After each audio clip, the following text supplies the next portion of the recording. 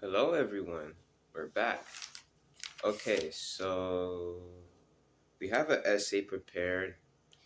I'm gonna just run through it, and today's topic is disconnection.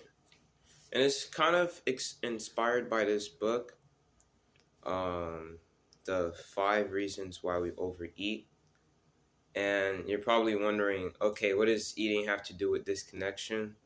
Well, it's actually the solutions the book offered that relates to the topic that I'm going to explain right here.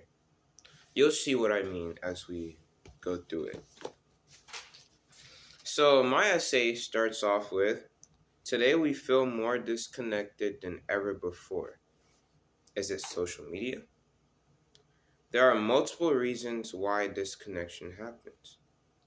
People meet less often, our screen times are sky high, and most of us are coping.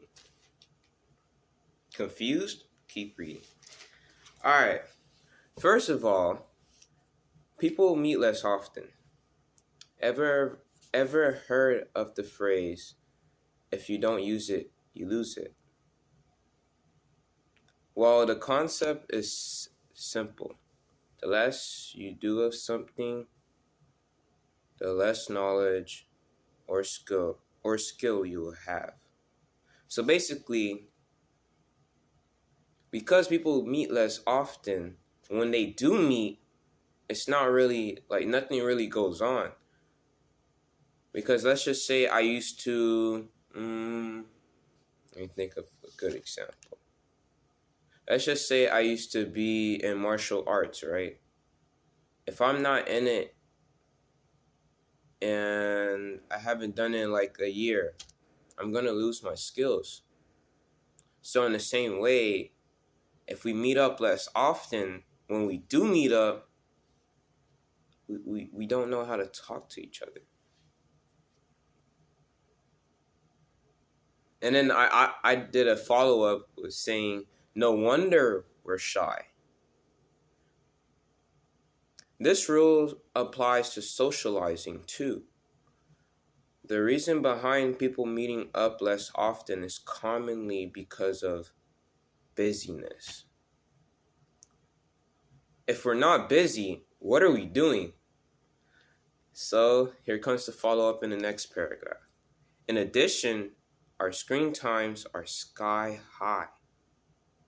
We are using our phones or laptops. Let's just say let's just say you want to socialize. In order to get rid of your shyness or anxiety, right? So you want to socialize to like expose yourself because that's like one of the best ways to get rid of your fear, right? You encounter a new problem. Screens. Most people are on their screens, distracted with AirPods. So what do we do instead? We text.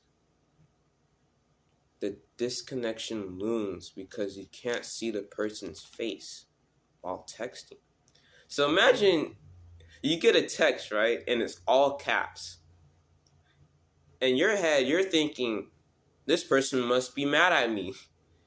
And then when you talk to the person's like, oh, that all caps? Nah, bro, I was just excited. That's why I texted like that. Now, what if they never speak in person? You know how much confusion that's going to cause?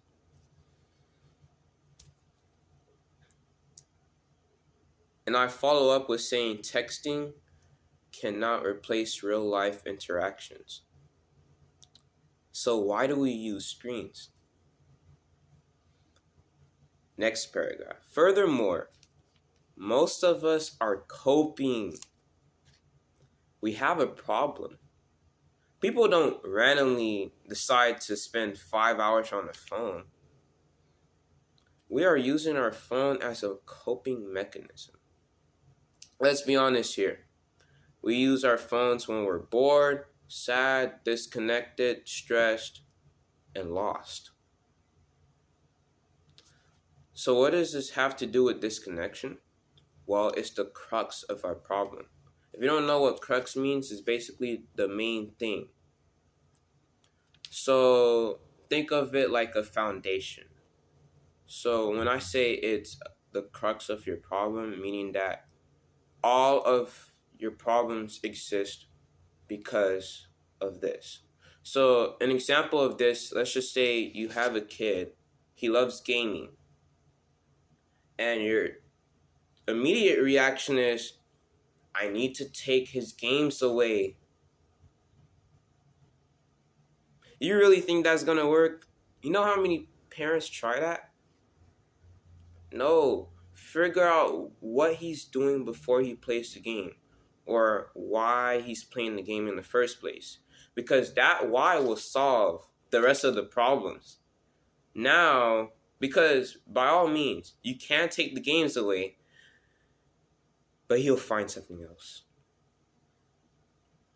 Which is why, if you find the crux of the problem, the main problem, you'll get rid of all the other problems you're going to face. And I follow up with saying, we run away from our problems instead of solving it. And when we try to solve it, we try to solve the symptom, leaving us disconnected.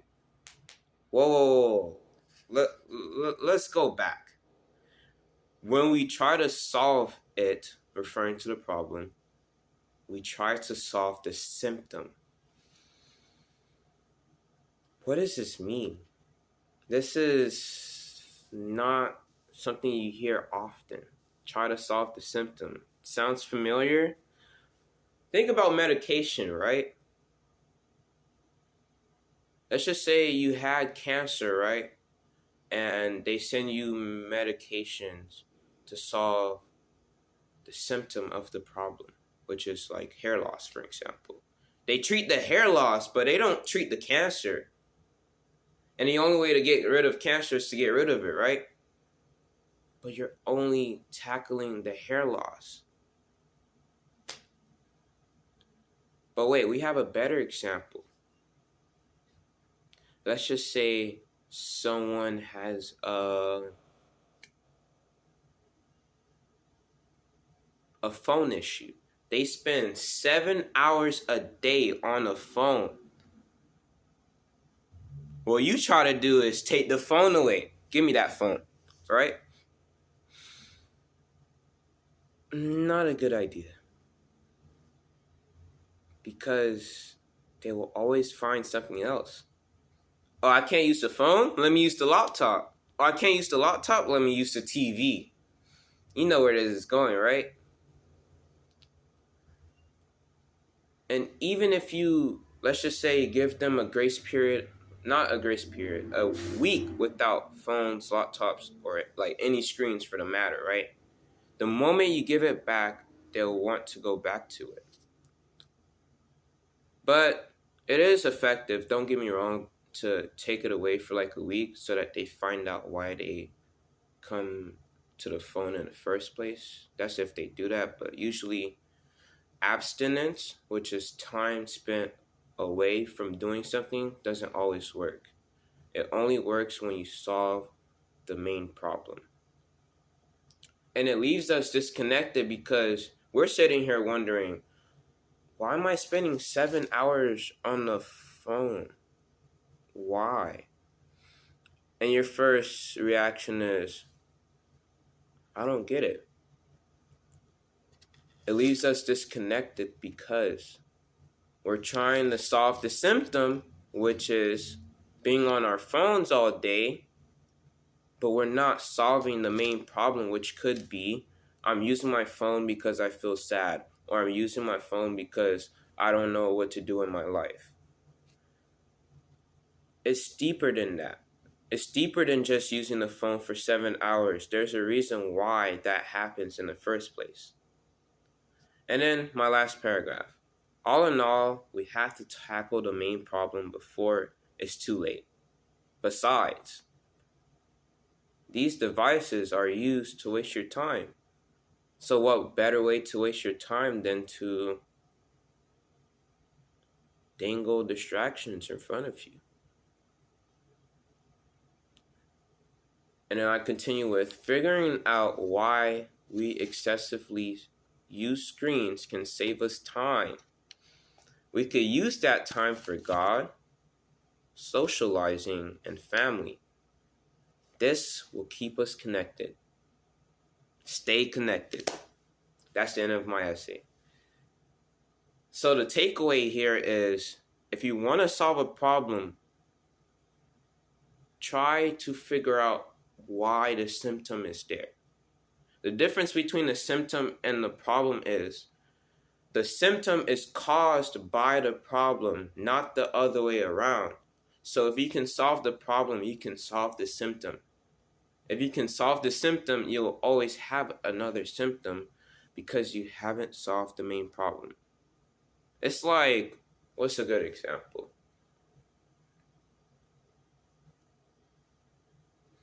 It's like trying to fill a jar, right? But it has a hole in it. What you're trying to do is trying to put more water into it, right? That's like trying to solve the symptom because the water is going away. But to solve the main problem in this case would be to fix the hole that's in the jar, right? So if you never fix the hole, it doesn't matter what you do. You put water into it, it's always going to fall out. But if you fix the hole in the jar, that will solve the problem of it draining. So the same way, if we feel empty and we do not solve the emptiness, we will forever,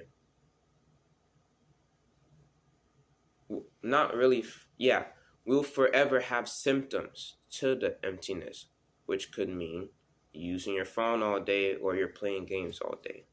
And it could even get worse to you smoking or drinking. But they're all coping mechanisms. Stay connected.